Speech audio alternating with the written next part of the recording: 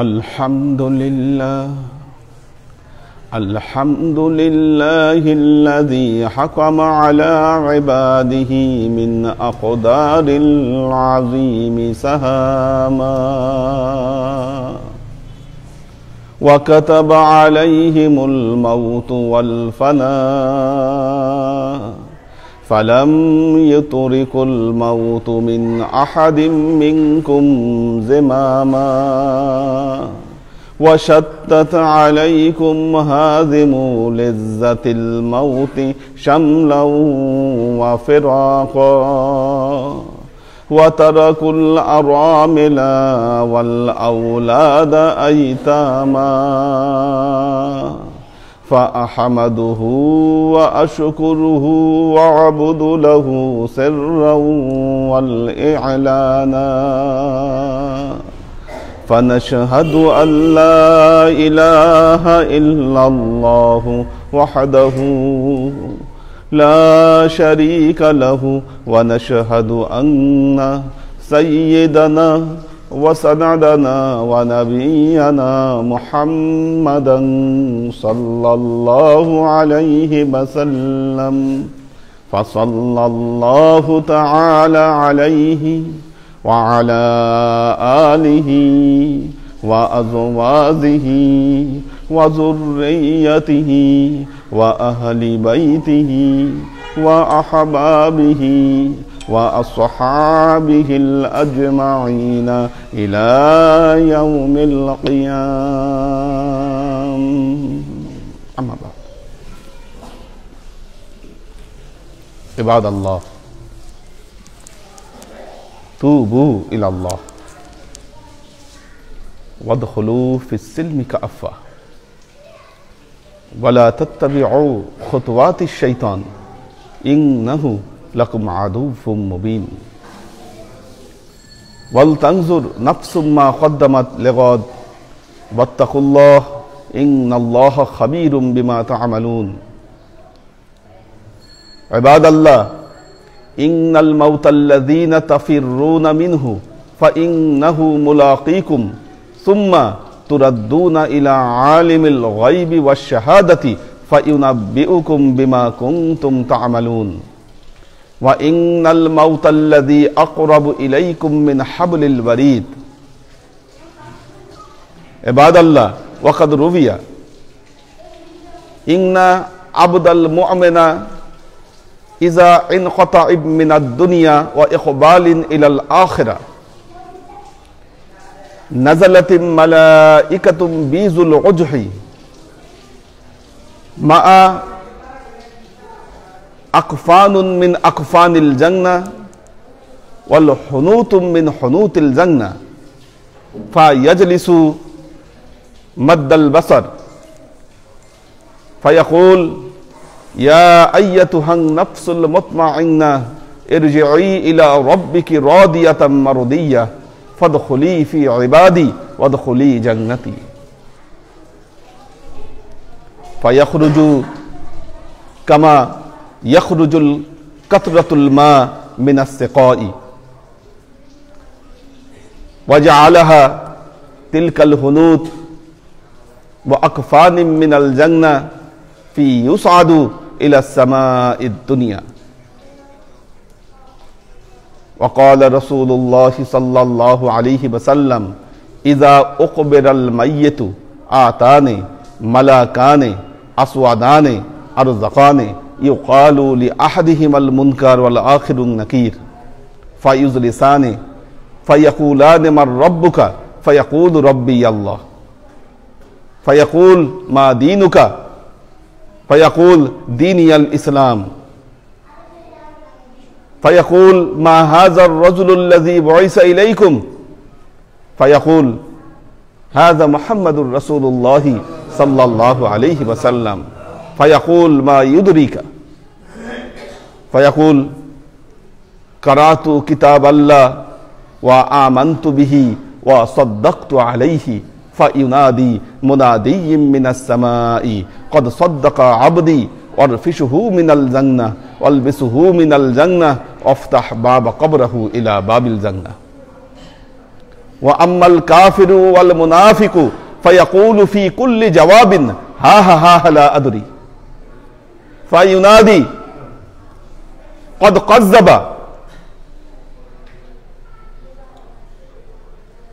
وارفشه من النار والبسه من النار وافتح باب قبره الى باب النار ثم يقيز له ملائكة مع مرزبة حديد لو ضرب على الجبل لصار ترابا وقال الله تعالى في كلامه المجيد وفرقانه الحميد الذي خلق الموت والحياة ليبليكم أيكم أحسن عملا উপস্থিত আল্লাহর আশিক ও সালেক বৃন্দ, সর্ববিদ উত্তম প্রশস্তি জ্ঞাপন করছি সে আল্লাহ পাকের নিমিত্তে, যিনি আমাদেরকে হায়াত নামক অপরিসীম নিয়ামত দান করেছেন। ওই পিছনের বাচ্চাগুলোকে এক একটাকে এক এক জায়গায় বসাও, নিয়ে এসে একজন যাও আলাদা করো, এখানে মিটিং বসাই দিছে, সবগুলো আলাদা বসান, আলাদা বসাও, আলাদা আলাদা, এক জায়গায় না, আলাদা।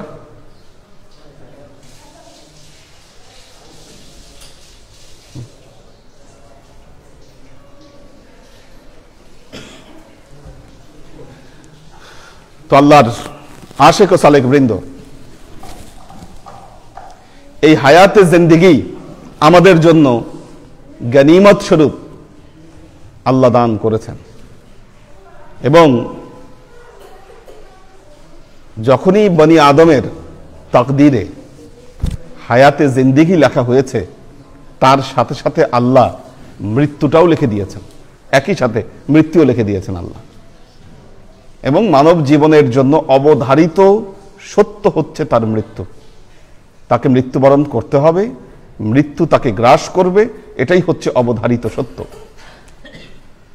বর্তমান যে পরিস্থিতি, আমরা এই পরিস্থিতিতে বুঝতে পারছি মৃত্যুটা কত সহজ। এমন সিচুয়েশন আমরা পার করেছি, এখন তো তাও মোটামুটি একটা স্বাভাবিক অবস্থা এসেছে, কিন্তু তারপরেও কিন্তু মানুষ, আশেপাশ থেকে বহু মানুষ মারা যাচ্ছে, পরিচিত কম বয়সী যুবক, যার মৃত্যু লিখে রেখেছেন আল্লাহ। দেখুন এই করোনার সময় কিন্তু মারা যাচ্ছে, কত যুবক মারা গেছে এই করোনায়, হিসাব করে দেখেন। কম বয়স, কালকে শুনলাম এরকম 30 না 32 বছর বয়স মারা গেছে ছেলেটা করোনায়। তো যার ভাগ্যে লিখে রাখছেন আল্লাহ, তাকে চলে যেতে হচ্ছে। এই মাউত যার ভাগ্যে লিখে রেখেছেন আল্লাহর আশিক ও সালেক বৃন্দ, সেজন্য মৃত্যুর আগেই মানুষের উচিত তার আমলকে গুছিয়ে নেওয়া। আমরা আল্লাহর পথে ফিরতে পারি না, আল্লাহ ওয়ালা হতে পারি না, তার বড় একটি কারণ, যুবকরা মনে করে আমার মরতে এখন অনেক বাকি, অফুরন্ত সময় আমার হাতে আছে। একজন যুবক, তার অর্থনৈতিক সামর্থ্য কোনো অভাব নেই, অর্থনৈতিক সামর্থ্য তার প্রবল, ভালো সামর্থ্যবান। তাকে যদি বলা হয় যে বাবাই তুমি হজ করছো না কেন, বলে হজ এখনো তো বয়স, জীবন তো অনেক পরে আছে, একটু বয়স হলে হজ করব, কারণ হজ করার পর অনেক কিছু করা যাবে না, হজ করার আগে অনেক কিছু করা যাবে না, এই জন্য সে হজটা পরে করতে চাচ্ছে। কিন্তু এই অনেক কিছু করার আগে তার মৃত্যু তাকে গ্রাস করবে কিনা, এই বিষয়ে কিন্তু সে ওয়াকেফাল নয়। কখন কাকে মৃত্যু গ্রাস করবে এটা আল্লাহ ছাড়া আর কেউ বলতে পারে না। কাজেই প্রতিটি মানুষের উচিত, মনে রাখবেন ঈমানদারদের উচিত প্রতিটি মুহূর্তে মৃত্যুর প্রস্তুতি নিয়ে রাখা। আমাদের এমন একটা অভ্যাস, কেউ যদি মৃত্যুর কথা বলে আমরা ভয় পাই। ধরে আমার আমার আমার মরণের কথা বললেন আপনি, কি অলক্ষণের কথা এটা, কি বলে এগুলা কথাবার্তা। আপনি কাউকে বলেন ভাই আপনার তো বয়স হয়েছে, বেশি দিন কিন্তু সময় নাই। কাজেই ভালো কাজ করেন, আপনি বলেন যে কাউকে, আপনার উপর সে প্রচন্ড মাইন্ড করবে যে এগুলো কি বলেন আপনি, বেশি দিন সময় নাই, আপনি আমার বদদোয়া দিচ্ছেন, আপনি চান আমি তাড়াতাড়ি মরে যাই, আপনাকে আরো 10টা কথা শোনায় দিই। কিন্তু আল্লাহর নবী বলেছেন আকসিরু যিক হাজিমু লিজ্জাতিল মাউত, তোমরা অধিক অধিক মৃত্যুকে স্মরণ করো, কারণ একজন মানুষ যত অধিক তার মৃত্যুকে স্মরণ করতে পারবে সে তার জীবনকে ততই পরিবর্তন করতে পারবে।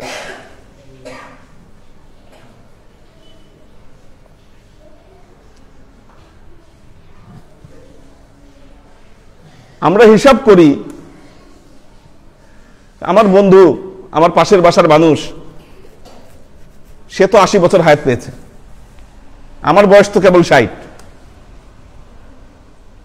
আমার বয়স তো কেবল 60, আমার পাশের বাসার প্রতিবেশী সে তো 80 বছর ধরে বেঁচে আছে, তা আমি কেন 60 বছরে মারা যাব? আমি 80 বছরের আগে মরছি না।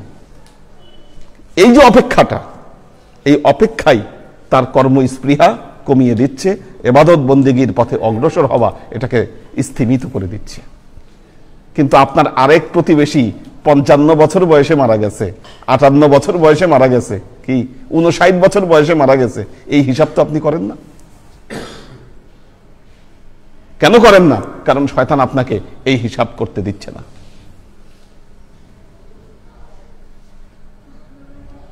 আল্লাহর আশিক ও সালেক বৃন্দ, আল্লাহর নবী বলেছেন ইন্না আবদাল মুমিনা ইযা ইনকিতা মিনাদ দুনিয়া ওয়া ইকবালিন ইলাল আখিরাহ, মানুষের মধ্যে দুই ভাগ, একদল মুমিন আল্লাহর দরবারে, কি আল্লাহর দরবারে তার পরিচয় মুমিন, অথবা আরেক দল মুনাফিক হিসাবে চিহ্নিত, একদল জান্নাতি একদল জাহান্নামী। মিস নাই তো? কি এর বাইরে তো জায়গা নাই? মৃত্যুবরণ করলে ইল্লিন অথবা সিজ্জিন, এই তো, হয় জান্নাতে যেতে হবে অথবা জাহান্নামে যেতে হবে। কাজে আমাদের মধ্যে এই ভাগ, আমাদের সমাজে আমরা যারা পথ চলছি এই মুহূর্তে এইখানে আমরা যারা অবস্থান করছি, কি এই দুই দলের বাইরে কিন্তু কেউ নাই। একদল জান্নাতি, একদল জাহান্নামী, এটা অবধারিত সত্য কথা। আমরা জানি না আল্লাহ কাকে জান্নাত দিবেন, আল্লাহ কাকে জাহান্নাম দিবেন, এটা আমরা জানি না। যেই বান্দার জন্য আল্লাহ জান্নাতকে নির্দিষ্ট করে রেখেছেন, যখন ওই বান্দার মৃত্যুর সময় ঘনিয়ে আসে, আল্লাহর নবী বলছেন নাযালাতিম মালাইকাতুম মিনাস সামাই বিজুল উজহি, ওই ব্যক্তিকে নিয়ে যাওয়ার জন্য, এই দুনিয়া থেকে নিয়ে যাওয়ার জন্য জান্নাত থেকে একদল ফেরেশতা, খুব শুভ্র চেহারা, সাদা চেহারার একদল ফেরেশতা আকাশ থেকে নেমে আসে। মা আকফানুম মিনাল জান্না ওয়া হুনুতুম মিনাল জান্না, তারা সাথে করে জান্নাতি কাফন নিয়ে আসে এবং জান্নাতি আতর তারা সাথে করে নিয়ে আসে, নেমে আসে। বিজুল উজ, হাদিসে বলা হচ্ছে কাআন্না উজুহুহুমুশ শামস, তাদের চেহারাগুলো দেখলে মনে হয় চেহারায় যেন সূর্য চমকাচ্ছে, এত চকচকা, এত সুন্দর ফেরেশতা। কিন্তু দুঃখের বিষয় হচ্ছে কোন মৃত ব্যক্তি এই বর্ণনা কাউকে দিতে পারছে না, কারণ ওই সময় তার জবান বন্ধ হয়ে গেছে, জবান বন্ধ। ওই অবস্থাতেই দেখতে পাচ্ছে একটা লোক যে ফেরেশতারা নেমে আসছে, যদি সে জান্নাতি বান্দা হয়। মা আকফানুম মিন আকফানিল জান্নাহ ওয়া হুনুতুম মিনাল হুনুতিল জান্নাহ, জান্নাত থেকে কাফন নিয়ে আসে, জান্নাত থেকে আতর নিয়ে আসে। ফায়াজলিসু মাদ্দাল বাসার, মৃত ব্যক্তির দুই দিকে যত দূর চোখ যায়, দুই দিকে এই ফেরেশতারা বসে যায়। এরপর মৃত ব্যক্তির কাছ থেকে অনুমতি চায়, ফাইউজিউ, অনুমতি চায় মৃত ব্যক্তির কাছ থেকে যে আমরা আপনাকে নিয়ে যেতে এসেছি, এবং একটা আয়াত তার সামনে তেলাওয়াত করে, ইয়া আইয়াতুহান নাফসুল মুতমাইন্না তুরজিই ইলা রাব্বিকি রাদিয়াতাম মারদিয়া ফাদখুলি ফি ইবাদি ওয়াদখুলি জান্নাতি, হে পুণ্যবান আত্মা, ইয়া আইয়াতুহান নাফসুল মুতমাইন্না, হে পুণ্যবান আত্মা, নফসে মুতমাইন্নার অধিকারী আত্মা, ইরজিই ইলা রাব্বিকি রাদিয়াতাম মারদিয়া, তুমি তোমার প্রভুর দিকে সন্তুষ্ট চিত্তে ধাবিত হও। ফাদখুলি ফি ইবাদি, আল্লাহর নৈকট্য প্রাপ্ত বান্দা যারা আছে ওই বান্দাদের দলে তুমি শামিল হয়ে যাও। অদখলি জান্নাতি, তুমি জান্নাতে ঢুকে যাও। এইভাবে যখন মৃত ব্যক্তিকে আহ্বান করে, ফা ইয়াখরুজু কামা ইয়াখরুজুল কাতরাতুল মা মিনাস সিকাই, ফোয়ারা থেকে যেমন পানি বের হয় ঠিক তেমনি মৃত ব্যক্তির শরীর থেকে ওইভাবে রুহুটা বের হয়ে আসে। মৃত ব্যক্তির শরীর থেকে রুহু বের হয়ে আসে। মৃত ব্যক্তি টের পাচ্ছে, আমরা কেউ টের পাচ্ছি না। এই যে ফেরেশতা এসে বসছে, তার রুহু কবজ হচ্ছে, সে বের হয়ে আসছে, এটা কিন্তু শুধুমাত্র মৃত ব্যক্তি টের পাচ্ছে, যদি সে আল্লাহর নেককার বান্দা হয়ে থাকে তাহলে। এরপর তার রুহুটাকে ওই আতর দিয়ে, জান্নাতি আতর দিয়ে ওই রুহুর উপর জান্নাতি আতর মাখে আর জান্নাতি কাফনের মধ্যে ওই রুহুটাকে আবদ্ধ করে। ফায়ুসআদু ইলাস সামাঈদ দুনিয়া, এরপর কি করে? আকাশের দিকে উঠতে শুরু করে। দেখেন আপনার দেহ পড়ে আছে এখানে, আপনি কই? আসমানে, আপনি আকাশে। এখন আপনার দেহ দেখে মানুষ বলতেছে উনি নাই। কি ডাক্তার পরীক্ষা করতেছে, পরীক্ষা করে জানায় দিল যে আপনি নাই। নাই কেন? আপনি আসলেই নাই এখানে। আপনি নাই এখানে, কই গেছেন? আসমানে। এভাবে যখন প্রথম আসমানে যায়, দ্বিতীয় আসমানে যায়, আসমানের ফেরেশতারা জিজ্ঞাসা করে, কি কারে নিয়ে আসছো আজকে? এর খুশবুতে আসমান তো মাতোয়ারা হয়ে যাচ্ছে, নেককার বান্দা। এইভাবে যখন আল্লাহর কাছে তাকে হাজির করা হয়, আল্লাহ নির্দেশ দেন, উকতুব কিতাবাহা ফিল ইল্লিন, তার নাম ইল্লিনে লিপিবদ্ধ করো।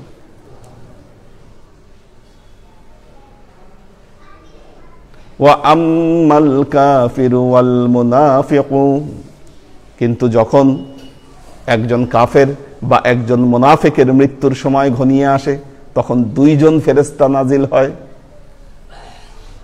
একে নেওয়ার জন্য দুইজন ফেরেশতা নাজিল হয়, খসখসে কাপড়, দুর্গন্ধযুক্ত কাপড় দ্বারা তাকে টেনে হিচড়ে তার শরীর থেকে বের করে আল্লাহর কাছে তাকে হাজির করে। আল্লাহর তরফ থেকে নির্দেশ দেওয়া হয়, উকতুব কিতাবাহা ফিস সিজ্জিন, সিজ্জিনে এই ব্যক্তির নাম লিপিবদ্ধ করো, কারণ সে পাপিষ্ঠ।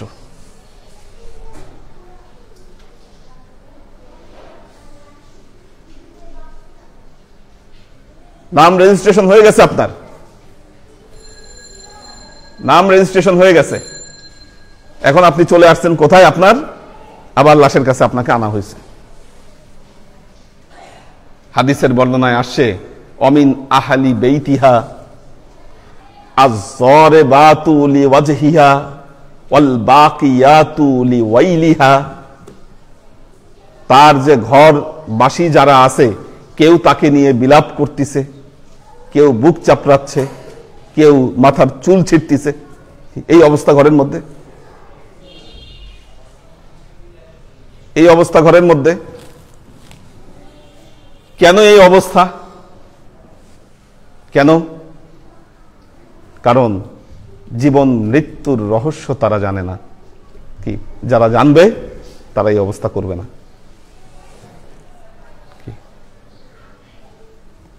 একজন নেককার বান্দার জন্য মৃত্যু হচ্ছে তার উত্তম প্রস্থান। একজন নেককার বান্দার জন্য মৃত্যু উত্তম প্রস্থান তার জন্য।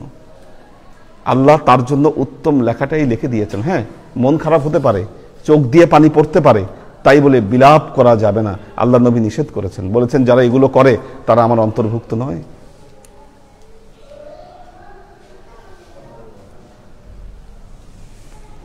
শ্বশুর মারা গেছে, আমাদের ট্র্যাডিশন, শ্বশুর মারা গেছে, সবাই খেয়াল করতেছে বউ কান্দে কি কান্দে না। কি যদি কান্দে জোরে জোরে তাহলে বোঝা যাবে যে মহব্বত ছিল। কি বা শাশুড়ি মারা গেছে, কানলে মহব্বত আছে, না কানলে তো মহব্বত নাই, মহব্বতই করে নাই, এই জন্য বাধ্য হয়ে কানতিছে। রেওয়াজ, এগুলো রেওয়াজ বন্ধ করা উচিত। কি আল্লাহ নবী নিষেধ করেছেন। হ্যাঁ, চোখ দিয়ে পানি পড়তে পারে। আল্লাহ নবীর সন্তান ইব্রাহিম ইন্তেকাল করেছিলেন, তাকে কবর দেওয়ার সময় আল্লাহ নবীর চোখ দিয়ে পানি পড়েছিল, চোখ দিয়ে পানি পড়েছে। আপনার তো বিলাপের দরকার নাই। প্রাচীন যুগে এই সমস্ত ট্র্যাডিশন ছিল, লোক ভাড়া করে এনে বিলাপ করাইতো, কেউ মারা গেলে লোকজন ভাড়া করে এনে বিলাপ করাতো।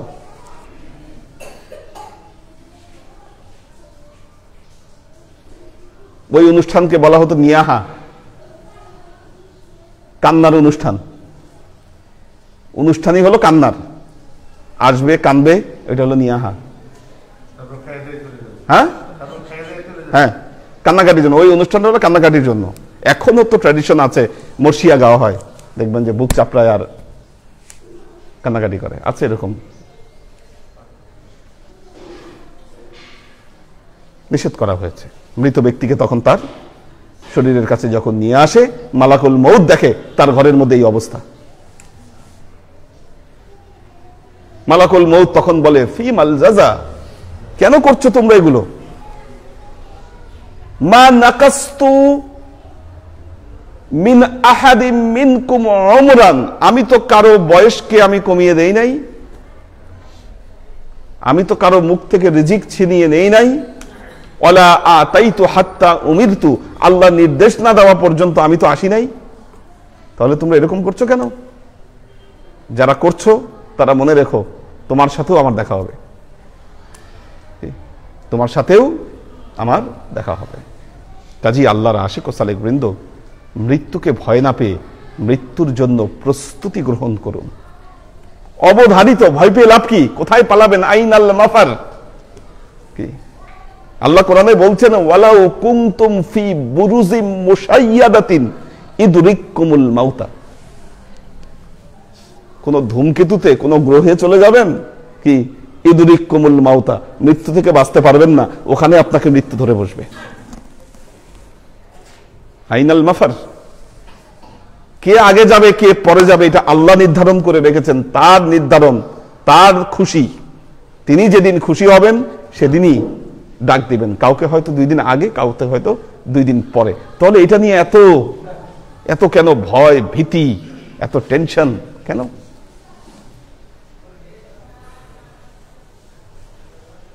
কিন্তু দেখা যাচ্ছে ভয় পাচ্ছি, টেনশন করছি, কিন্তু এটার জন্য আমার কোনো প্রস্তুতি নাই। বাস্তবতাটা এই জায়গায় যে যত বেশি ভয় পাচ্ছি তার প্রস্তুতি তত কম। মৃত্যুর জন্য কোনো প্রস্তুতি নাই আমাদের। জীবনের সবকিছুর জন্য প্রস্তুতি আছে, কিন্তু মৃত্যুর জন্য আমাদের বাস্তবিক অর্থে কোনো প্রস্তুতি নাই। এই জন্য মৃত্যুটা এমন সময় আমাদেরকে গ্রাস করে, তখন আর কোনো কিছু করার থাকে না আমাদের। আল্লাহর আশিক ও সালেক বৃন্দ, এই জন্য হযরত আলী রাদিয়াল্লাহু তাআলা আনহু একটা কথা বলতেন, মুতু ক্বাবলাল মাউত, মুতু ক্বাবলাল মাউত, মরার আগেই মরো, মরার আগে মরো। মৃত্যুকে উপলব্ধি করার আগে যদি মৃত্যু চলে আসে, তখন করার আর কিছু থাকবে না। আল্লাহ আমাদেরকে তৌফিক দান করুন, আমরা যেন নেক আমলকে প্রতিষ্ঠা করতে পারি। বারাকাল্লাহু লানা ওয়া লাকুম ফিল কুরআনিল আযীম ওয়া নাফা'ানা ওয়া ইয়্যাকুম লা আয়াতি ওয়া যিকরিল হাকীম ইন্নাহু তাআলা জাওয়াদুন কারীমুম মালিকুন বার রাউফুর রহিম।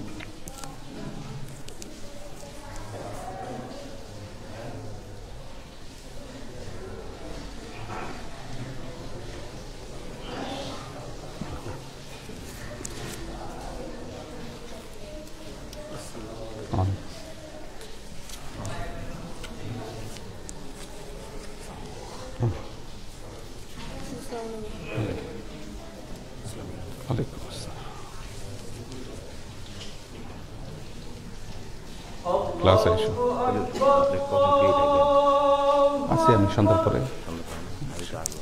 আল্লাহু আকবার।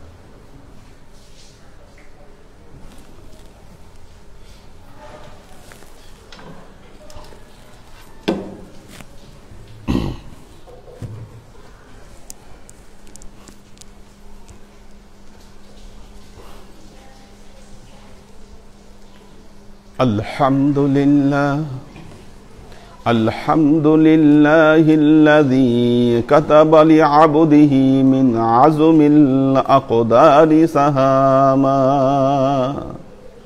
وكتب عليهم الموت والفناء فلم يترك الموت لأحد منكم لزاما وشتت عليهم لذة الموت شملا وفراقا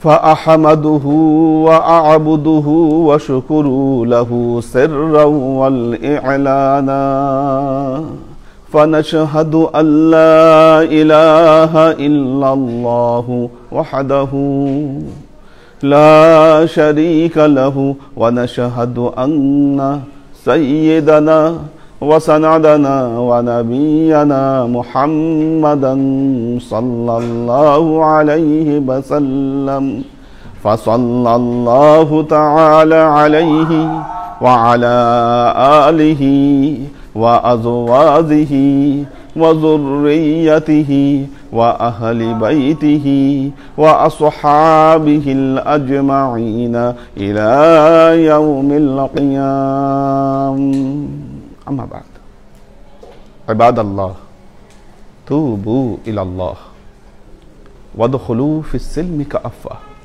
ولا تتبعوا خطوات الشيطان إنه لكم عدو مبين ولتنظر نفس ما قدمت لغد واتقوا الله إن الله خبير بما تعملون عباد الله إن الموت الذين تفرون منه فإنه ملاقيكم ثم تردون إلى عالم الغيب والشهادة فينبئكم بما كنتم تعملون وإن الموت الذي أقرب إليكم من حبل الوريد عباد الله فاستعزوا لنزول القبور وعملوا عملا صالحا فاستعزوا بنصيحتي كما أخبركم الآن بخطبتي بارك الله لنا ولكم في القرآن العظيم ونفعنا وإياكم الآيات وذكر الحكيم إنه تعالى جواد كريم مالك والرؤوف الرحيم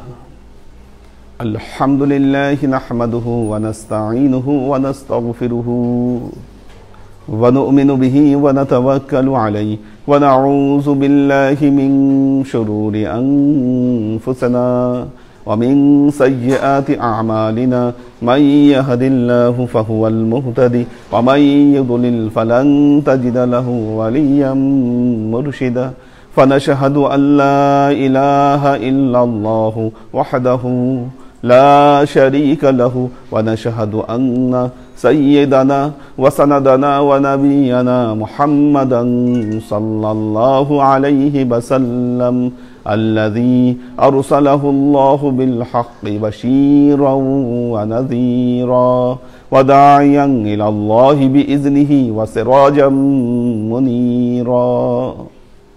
وقال تعالى: إن الله وملائكته يصلون على النبي يا أيها الذين آمنوا صلوا عليه وسلموا تسليما.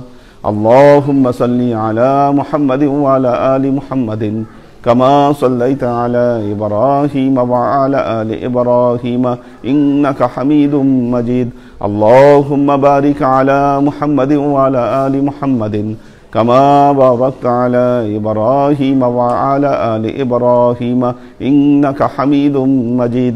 اللهم صل وسلم ورحم وبارك على سيدنا ونبينا وشفيعنا وحبيبنا وقرة أعيننا محمد صلى الله عليه وسلم وعلى آله وأزواجه وذرياته وأهل بيته وأحبابه وأصحابه الأجمعين إلى يوم القيامة، خصوصا على صاحب الصدق آمر المؤمنين أبي بكر الصديق رضي الله تعالى عنه، وعلى صاحب العدل والإحسان آمر المؤمنين عمر بن الخطاب رضي الله تعالى عنه، وعلى صاحب الحياء والإحسان آمر المؤمنين عثمان بن عفان رضي الله تعالى عنه، وعلى صاحب الحلم والعلم والعرفان آمر المؤمنين علي بن أبي طالب رضي الله تعالى عنه، وعلى تمام العشرة المبشرات والتابعين المهديين. اللهم اهد أئمة المسلمين إلى سنة رسول الله صلى الله عليه وسلم.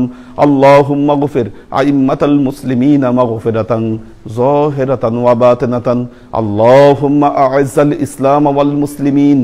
اللهم أت أئمة المسلمين فلاحا عظيما. اللهم انصر من نصر دين محمد صلى الله عليه وسلم واجعلنا منهم وخذل من خذل دين محمد صلى الله عليه وسلم ولا تجعلنا منهم. تعالوا عباد الله رحمكم الله. إن الله يأمركم بالعدل والإحسان وإيتاء ذي القربى وينهى عن الفحشاء والمنكر والبغي يعظكم لعلكم تذكرون. فاذكروني أذكركم واشكروا لي ولا تكفرون.